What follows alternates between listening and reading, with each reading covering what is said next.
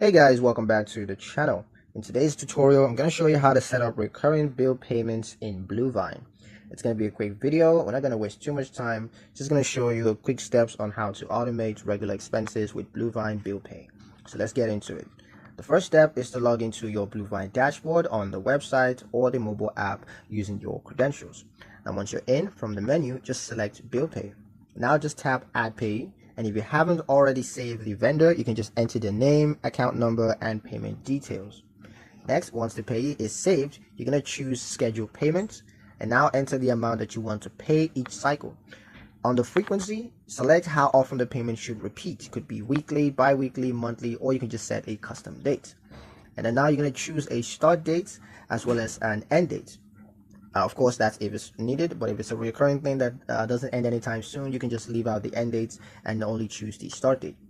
Now you're going to review the schedule and then tap confirm. From here on out, you can monitor upcoming payments in the bill pay section, and you can also edit or cancel anytime.